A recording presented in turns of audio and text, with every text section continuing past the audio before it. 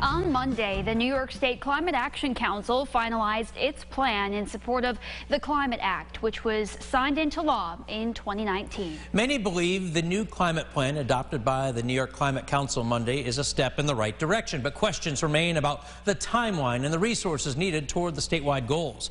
Liam Healy has reaction from those in the agriculture industry. By 2040, New York State is set to be running on 100% clean energy and on pace to become carbon neutral by 2050.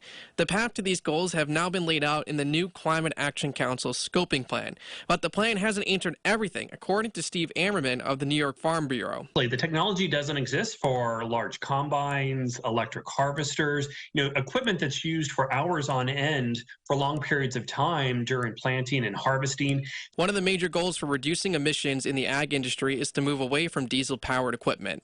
Ammerman highlights, so far, unlike passenger vehicles, there has not been as much innovation for farm equipment in electrification. So we need to make sure we have equipment available to do the job and that we can also power it appropriately, like have the ability to recharge in the middle of a farm field. These changes will take time. In the meantime, many, including the Farm Bureau and the New York State Agriculture and Markets Commissioner Richard Ball, see biofuels as an important stepping stone to get to electrification or any zero-emission solution. It's going to be a big step to change that all over to an electric solution.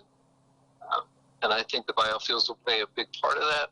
Ammerman realizes that none of this will happen overnight, and the plan does lay out how much of this can and should be done, but the plan is mainly a roadmap and doesn't set anything in stone except for the overall goals in the Climate Act from 2019. It's going to be a process, so we need to make sure that we have the technical assistance available, we have incentives that will make things affordable for our farms to be able to adopt. We'll have the research to meet the needs on our farms and have the education as well for our farmers. Reporting in Rochester, Liam Healy, News 8.